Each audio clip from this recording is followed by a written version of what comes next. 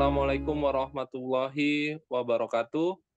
Alhamdulillah sahabat Wahyu semua berjumpa lagi bersama saya Wahyu Utomo dalam bincang bersama sahabat Wahyu. Dan patut kita syukuri Allah masih memberikan kita kesehatan fisik dan juga kenikmatan iman dan Islam. Mudah-mudahan Allah mengistiqomahkan kita dalam menyampaikan kebaikan dan tema bincang bersama sahabat Wahyu kali ini yaitu Zionis Yahudi serang pasukan PBB, dua tentara atau TNI terluka, akankah Indonesia melawan? Jadi memang beberapa hari kemarin ada terjadi kembali kebiadaban Zionis Yahudi, tidak hanya menyerang warga sipil gitu kan. Kita ketahui selama ini Zionis Yahudi ini menyerang bangunan, menyerang masjid, menyerang sekolah, menyerang rumah sakit gitu kan, baik wanita, anak-anak, siapapun. Tapi yang lebih ini mengherankan bagi kita, bahkan saat ini mereka juga menyerang pasukan PBB yang bertugas menjaga perdamaian di Lebanon. Nah, untuk itu kita akan mengambil tema Zionis Yahudi serang pasukan PBB, dua TNI terluka, akankah Indonesia melawan? Namun sebelumnya saya akan mengundang atau menyapa dulu Bang Rocky, narasumber utama kita. Assalamualaikum warahmatullahi wabarakatuh.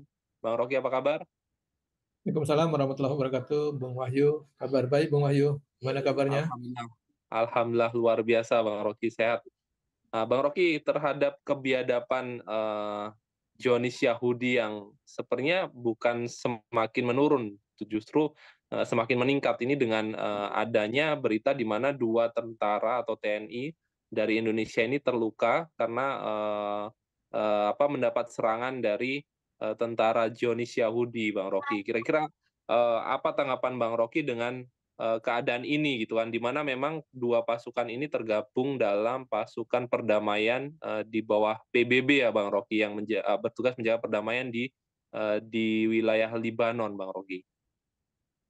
Baik, sebelumnya saya menyapa dulu para pemirsa sahabat Wahyu di berbagai penjuru negeri. Semoga semua dalam keadaan sehat walafiat dan juga mendapat rezeki yang barokah dari Allah Subhanahu wa taala. Amin ya Allah. Nah, peristiwa penyerangan terhadap pasukan perdamaian PBB ini setidaknya menunjukkan dua hal kepada kita, bahwa Zionis Yahudi itu betul-betul tidak menghormati apapun, menghormati kesepakatan internasional sekalipun, dia nggak punya bahasa penghormatan kepada siapapun kecuali dirinya sendiri. Sehingga pasukan perdamaian dunia pun dia serang dan provokasi. Dan dengan keangkuhan dan kesombongannya, dia tidak melakukan penyesalan, minta maaf dan seterusnya, tidak ada itu. Dan ini sebenarnya eh, terjadi tidak sekali ini saja kan, terjadi berulang-ulang, mengkhianati perjanjian damai yang dilakukan oleh PBB, baik kepada resolusi maupun perjanjian-perjanjian yang lain. Sehingga sebenarnya ini membuktikan yang kedua, bahwa Zionis Yahudi itu tidak mengenal kata damai. Mereka selalu membuat kerusakan dan kerusakan di muka bumi, dan memang tidak ada niat baik untuk membuat kebaikan di muka bumi ini. Yang ada adalah selalu menumpahkan darah dan juga membuat kerusakan. Dan itu sebenarnya disitir oleh Allah jauh hari sebelum kenyataan ini terjadi, bahwa karakter kaum Yahudi itu dia dua, yaitu pendusta dan juga pembunuh, itu yang membuat kerusakan di muka bumi ini. Dia selalu mendustakan Nabi dan Allah, aturan-aturan yang turun dari langit selalu didustakan dan membuat kerusakan di muka bumi ini. Itu karakter utama mereka. Jadi kalau mereka diajak berdamai, membuat perjanjian, pasti dikhianati. Dan itu sudah berapa banyak resolusi Dewan Keamanan PBB yang meminta mereka berdamai. Semua nggak ada yang disepakati, itu nggak ada yang dia ikuti dan ditepati janji-janjinya, tapi justru dikhianati. Itulah karakter Zionis Yahudi yang sesungguhnya. Dan siapapun dia, kenapa bisa berani seperti itu, sebenarnya perlu kita juga cari tahu kenapa dia bisa berani begitu. padahal entitasnya sangat kecil gitu dibandingkan daerah atau negara-negara lain. Dan karakter inilah yang membuat sebenarnya dunia selalu terjadi kekacauan.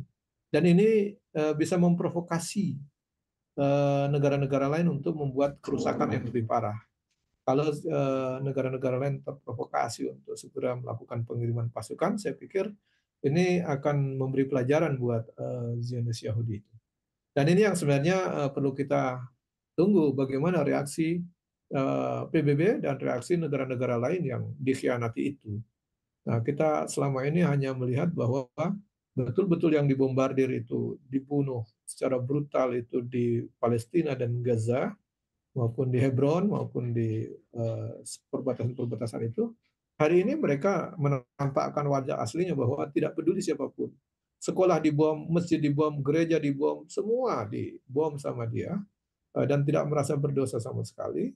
Bagi mereka memang tidak mengenal bahasa damai, tidak mengenal bahasa perjanjian. Semua dikhianati dan mereka sesuka-sukanya membuat kerusakan di muka bumi. Begitu Bung Wahyu. Artinya memang sampai saat ini belum ada, pihak yang memang benar-benar bisa menghentikan ya, Mbak Rocky. Kemudian, mengapa sampai saat ini tentara-tentara Zionis ini semakin brutal? Kita lihat bahkan, terakhir ini menyerang pasukan PBB, di mana katanya memang PBB ini kan merupakan pasukan perdamaian ya kan. Apakah memang, Zionis ini begitu kuatnya Bang Rocky sehingga, mereka saja berani menyerang pasukan PBB begitu Bang Rocky. Dan kita Ya, ketahui seperti negara Arab sendiri itu kan sekarang berada di sekitar, Palestina gitu kan, dan itu pun sepertinya belum ada tindakan tegas kecuali memang, Iran ya yang mungkin kemarin melakukan penyerangan karena memang, kedubesnya juga diserang dengan alasan itu. Tapi setelah itu juga tidak ada tindakan yang lebih, masif lagi untuk menghentikan, kebrutalan ini Bang Rocky. ya, jadi kenapa ini sudah setahun pembantaian di Gaza, dunia tidak mampu menghentikan kebiadaban itu bukan karena Zionis Yahudi itu kuat sebenarnya, Hmm, atau karena negara-negara Arab itu lemah. Bukan, ini hanya persoalan karena entitas Yahudi itu dia merasa kuat karena negara-negara Arab itu tidak bersatu dan dunia ini tidak bersatu. Tidak ada pemimpin yang menyatukan mereka. Dan adanya pemimpin yang sekarang merasa superpower negara adidaya, Amerika iya, dan sekutunya, itu justru berada di balik dalam kerusakan ini. Mereka di balik eh, kekacauan dunia ini yang justru mendukung perilaku dan tindakan brutal atau keji Zionis Yahudi itu. Walaupun di Amerika sendiri maupun di Eropa, rakyatnya sangat menentang, tetapi para pengkhianat, penguasa-penguasa antek ini, penguasa-penguasa pengkhianat, baik di Amerika maupun Eropa, mereka tetap mendukung Zionis. hmm. Dan itu menunjukkan bahwa negara-negara Amerika dan Eropa memang di balik kebiadaban dan kehancuran kerusakan dunia ini, mereka lah dalang sesungguhnya yang membuat dunia ini tidak damai. Dan kita bisa melihat itu sehingga Zionis Yahudi yang sebenarnya begitu kecil entitasnya merasa berani bahkan dengan PBB sekalipun. Dia merasa berani. Kenapa? Karena didukung oleh negara-negara besar seperti Amerika, Inggris, dan negara-negara Eropa lainnya yang hari ini penguasa-penguasanya secara formal yang mendukung. Tapi kita bisa melihat bagaimana rakyat-rakyat atau masyarakat di belahan dunia ini sebenarnya punya kesadaran baru bahwa mereka bisa menyaksikan begitu biadabnya Zionis Yahudi laknatullah ini yang seharusnya tidak layak hidup di bumi ini dengan dibiarkan melakukan kerusakan-kerusakan itu. Nah, ini yang mestinya mereka bisa diatur oleh dunia. Ternyata dunia tidak mampu mengaturnya, terutama negara yang mengaku superpower itu justru menambah kerusakan. Jadi kita hari ini dunia tidak bisa berharap kepada Amerika maupun Eropa untuk menjaga perdamaian dunia hari ini. Karena Hmm. faktanya mereka di balik kekacauan dan kerusakan dan pembantaian begitu banyak di berbagai belahan dunia itu, ternyata di belakang itu mereka yang mendukung, yaitu Amerika, Eropa. Jadi kita bisa melihat itu ya dalam ini formilnya penguasanya. Walaupun rakyatnya tentu kita bisa melihat aksi di mana-mana menolak melakukan dukungan terhadap kebiadaban Zionis. Di depan mata sebenarnya orang yang punya akal waras itu bisa melihat bahwa ini memang kebiadaban dan kezaliman yang luar biasa. Tetapi bagi penguasa-penguasa Arab yang anti Amerika maupun Eropa, itu justru tidak berani melakukan perlawanan, justru mereka berada di balik itu untuk mendukung perilaku bejat, perilaku brutal yang dilakukan oleh Zionis. Jadi keberanian Zionis yang sudah 1 tahun ini untuk membantai penduduk Gaza, penduduk Palestina, dan juga nyerang yang lainnya itu, termasuk PBB ini terjadi karena pertama, negara-negara tidak bersatu, negara-negara Arab, negara-negara terutama negara-negara Islam. Eh, Kalau mereka bersatu, pasukan mereka cukup kuat, bisa dikirim ke sana, selesailah Israel itu, atau Zionis Yahudi laknatullah itu. Kenapa mereka tidak bersatu? Yang kedua, persoalan berikut, yaitu tidak ada sosok yang menyatukan mereka. Jadi tidak ada sosok yang kuat menyatukan mereka. Kalau dulu eh, Palestina itu bisa dibebaskan oleh Khalifah Umar ataupun Sultan Salahuddin Al-Ayyubi, hari ini tidak ada sosok seperti Khalifah Umar. Walaupun ada yang mengaku-ngaku seperti Khalifah Umar di Ya. negeri Wakanda itu kan, tetapi kan faktanya tidak seperti Khalifah Umar yang berani mengirim pasukan ke Al-Aqsa atau ke Palestina. Faktanya memang tidak berani gitu. Dan tidak ada juga sosok yang seperti Sultan Salahuddin Al-Ayyubi. Jadi faktor pertama negara-negara tidak bersatu, kedua karena memang tidak ada sosok yang tegas dan menyatukan, yang ketiga memang tidak ada institusi yang menyatukan pemimpin-pemimpin itu. Semua berserak dengan kepentingannya masing-masing. Kalau dulu di masa Khalifah Umar, dia memang banyak negara di bawah kekuasaannya, sehingga bisa memimpin langsung untuk melakukan pembebasan Al-Aqsa, pembebasan bumi yang diberkahi. Termasuk Sultan Salahuddin Alayubi bisa membuat gentar mereka yang mencoba-coba untuk melakukan kebrutalan di muka bumi atau kebiadaban di muka bumi. Hari ini sosok tidak ada, para sosok seperti Khalifah Umar tidak ada, sistemnya juga tidak ada sistem yang menjaga itu. Kalau kita tahu bahwa kenapa Zionis Yahudi itu bisa punya kekuatan dan bisa tinggal di bumi Palestina itu kan sebelum mereka masuk, mereka menghadap dulu kepada Khalifah Turki Utsmani waktu itu. Dan mereka ingin mendapatkan tanah, bahkan ingin membeli tanah di Palestina supaya bisa tinggal sana. Tetapi Khalifah Utsmani waktu itu tidak memberikan izin sedikit pun. Kenapa Theodor Herzl dan kawan-kawan itu mendatangi Khalifah untuk minta izin tinggal? Karena mereka tahu saat itu ada yang menjaga bumi Palestina. Sehingga mereka datang kepada Khalifah. Hari ini tidak ada yang menjaga itu. Sehingga mereka sesuka-sukanya saja. Nah, Zionis Yahudi itu memang karakternya suka-suka dan membuat kerusakan kalau tidak ada institusi yang kuat yang menjaga. Dan tidak ada sosok pemimpin yang tegas untuk memutuskan untuk penjagaan itu. Jadi ada 3 persoalan serius bagi umat Islam dan dunia ini kalau ingin membuat dunia damai dan membuat entitas Yahudi itu tidak bertingkah sesuka-sukanya. Mereka harusnya tunduk kepada aturan. Sebagaimana ketika di zaman Nabi atau di zaman Khulafaur Rasyidin, mereka tidak berani macam-macam. Atau di masa ketika ada khalifah, entitas Yahudi tidak berani macam-macam. Mau ngambil tanah Palestina aja mereka menghadap kepada khalifah dan mereka meminta, bahkan ingin membeli tanahnya.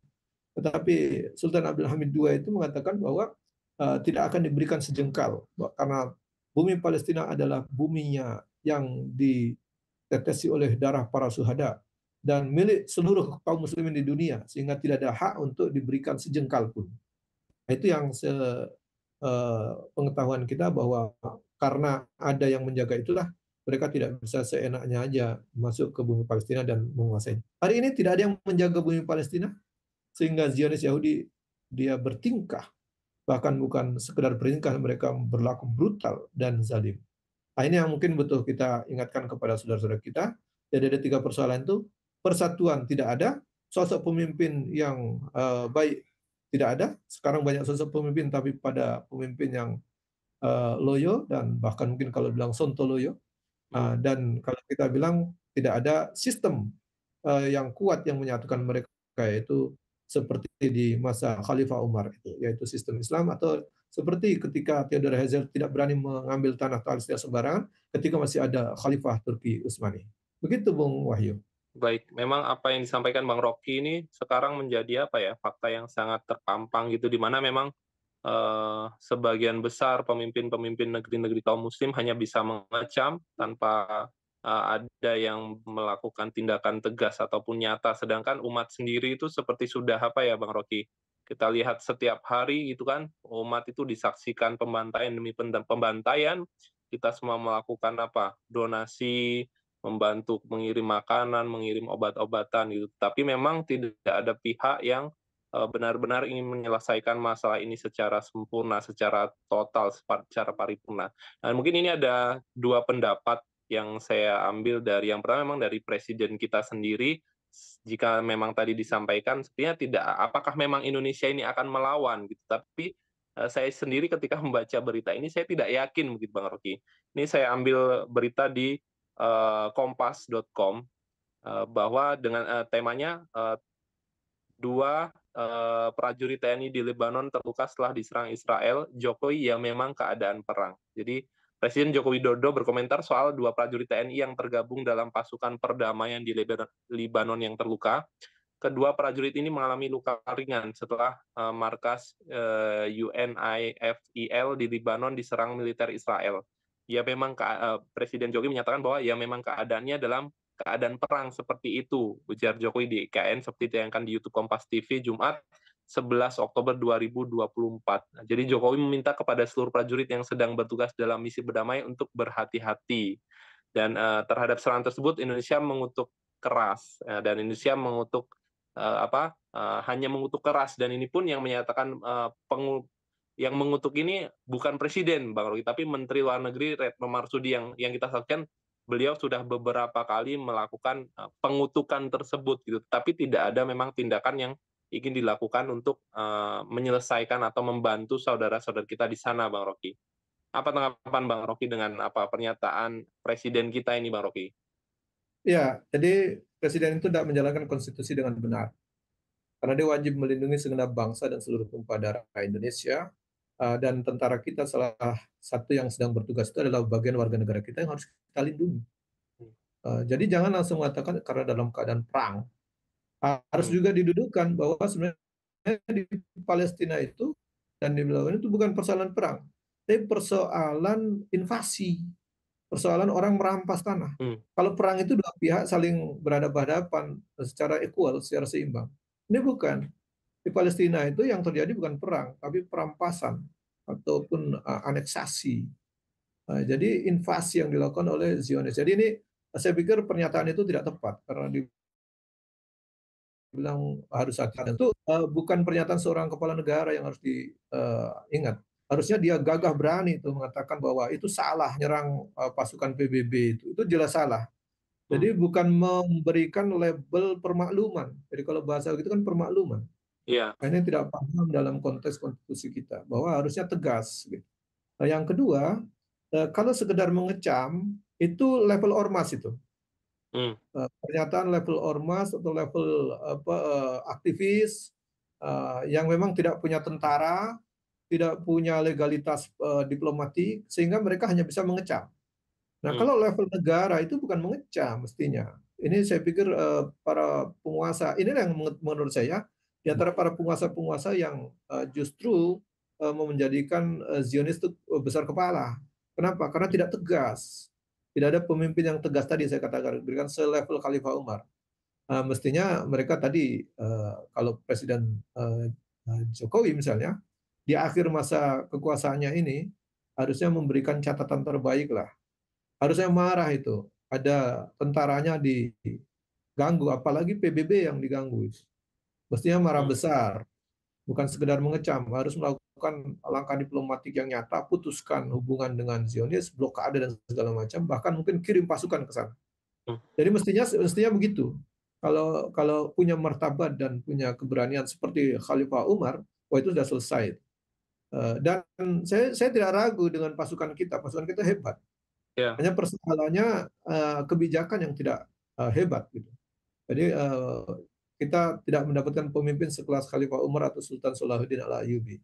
Dan itu tadi saya sebutkan di antara tiga persoalan utama, yaitu persatuan tidak ada, kedua sosok pemimpin yang berani menghadapi Zionis itu tidak ada, yang ketiga memang tidak ada sistem kenegaraan yang memang bisa melindungi negeri-negeri ini, yaitu selevel Khalifah Umar yang memimpin sistem kekhilafahan di masa lalu, sehingga bisa dihimpun kekuatan. Hari ini sebenarnya kalau ada sistem yang bisa menyatukan negeri-negeri Muslim ini, saya pikir Zionis Yahudi nggak akan berani macam-macam. Sebagaimana ketika ada Khalifah Turki Utsmani dulu, ketika Theodor Herzl tidak berani langsung masuk ke tanah Palestina itu. Datang dulu meminta izin, tidak diberi izin juga akhirnya tidak masuk kan gitu. Nah, ini hari ini tidak terjadi itu. Itu kenapa? Tidak ada pemimpin yang tegas dan berkarisma, sosoknya kuat. Kedua, tidak ada sistem yang memang melindungi negeri-negeri Islam, yang menyatukan dan melindungi. Nah, yang ketiga memang persatuan umat hari ini tercerai-berai. Karena memang tidak ada dua hal lagi yang lain, yaitu sistem kenegaraan yang menyatukan, pemimpin yang bisa mempersatukan. Jadi itu yang mungkin jadi persoalan kita hari ini, Bung Wahyu. baik. Memang, ini menjadi apa ya, solusi sepertinya yang disampaikan Bang Rocky, di mana memang, Islam telah memberikan kisah atau sejarah ataupun contoh bagaimana, seorang pemimpin melindungi, kaumnya gitu kan, melindungi rakyatnya gitu kan. Rasul mencontohkan, kemudian tadi disampaikan para sahabat pun mencontohkan gitu. Nah, artinya memang solusi ini harusnya kita ambil itu Bang Roy. Seperti tadi Bang Roy juga sampaikan bahwa bukan bukan TNI kita itu tidak berani, saya yakin TNI itu berani, TNI itu punya kekuatan, hanya saja memang, kebijakan yang salah gitu kan, tidak diambilnya langkah-langkah yang tepat untuk, para TNI itu memang, melakukan pembelaan terhadap saudara-saudaranya. Baik Bang Rocky, untuk closing statement terkait tema kita, Zionis Yahudi serang pasukan PBB, 2 TNI terluka, akankah Indonesia melawan? Silakan Bang Rocky. Ya, kita berharap Indonesia melawan supaya bisa menjadi pemimpin bagi negara-negara lain untuk melakukan perlawanan. Minimal itu bisa menjadi trigger. Walaupun mungkin belum ada sosok pemimpin yang kuat yang bisa bertindak untuk sekelas Khalifah Umar untuk membebaskan negeri-negeri Palestina tadi. Kita tidak bisa berharap kepada pemimpin-pemimpin negeri-negeri Barat di Amerika dan Eropa. Tidak bisa berharap. Sudah bertahun-tahun masalah ini tidak selesai. Bahkan 1 tahun yang lalu, Wadi Al-Aqsa itu, yang penyerangan Zionis ke Palestina begitu dahsyat, begitu hancur-hancuran semuanya. Sampai hari ini tidak ada pemimpin-pemimpin Barat yang bisa menyelesaikan itu, baik Amerika maupun Eropa. Bahkan mereka ada di balik kerusakan itu. Oleh karena semestinya kita sebagai umat Muslim dan umat warga dunia yang cinta damai harusnya mulai berpikir bahwa tidak lagi layak memberikan dukungan, menyerahkan loyalitas kepada para pemimpin pengkhianat yang Hmm, hari ini membuat kerusakan di muka bumi ini, baik itu dari Amerika maupun Eropa yang jelas-jelas melakukan dukungan kepada Zionis Yahudi untuk melakukan kerusakan itu. Jadi saya berharap ini menjadi kesadaran baru. Dan Indonesia mestinya yang negeri Muslim cukup besar ini mestinya mempelopori itu.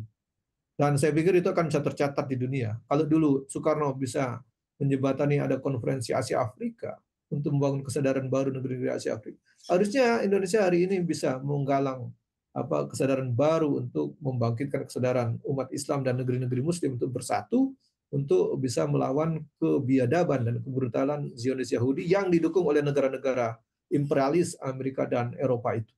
Nah, kalau itu bisa dilakukan akan ada perubahan signifikan di sana dan kita bisa berharap ada pemimpin yang kuat. Lalu dengan kesadaran baru kita terus mengajak umat Muslim dan juga umat warga dunia yang cinta damai ini untuk menyatukan kekuatan itu dalam satu wadah atau satu sistem negara yang sangat kuat untuk bisa menyatukan. Dan juga kita berharap ada pemimpin sekelas Khalifah Umar maupun sekelas Sultan Salahuddin Al-Ayyubi yang kembali hadir untuk bisa membuat sejarah baru kembali untuk membebaskan bumi Palestina dan meredam kebiadaban Zionis Yahudi. Dalam catatan sejarah di masa Nabi, Yahudi memberikan pengkhianatan kepada perjanjian-perjanjian itu, baik Yahudi Bani Qainuqa, Bani Quraizah, dan Bani Nazir. Semua Yahudi yang diikat perjanjian damai, kemudian mereka berkhianati, dihukum oleh Nabi dan para sahabat. Dan kita tahu dengan ketegasan itu, Yahudi tidak bisa membuat kerusakan yang lebih jauh. Hmm. Mereka memang kerjanya membuat kerusakan. Tapi kalau ada pemimpin dan sistem yang menjaga supaya mereka tereliminasi, tidak bisa membuat kerusakan sesuka-suka mereka, saya pikir itu bisa dilakukan. Dan terjadi ketika sistem Islam berlaku di Madinah, di masa Nabi, dan juga di masa Khulafaur Rasyidin, kita tidak melihat Yahudi, Zionis, Yahudi laknatullah itu bisa berperilaku sesuka-suka mereka membuat kerusakan di muka bumi seperti hari ini. Dan kita tidak bisa berharap negara-negara Amerika, negara-negara adidaya dan Eropa, Amerika dan Eropa tadi, untuk bisa menjaga perdamaian dunia. Faktanya mereka sudah bertahun-tahun tidak mampu menjaga perdamaian dunia, bahkan mereka ada di balik kerusakan dunia ini dan tindakan-tindakan brutal yang dilakukan oleh Zionis Yahudi laknatullah itu.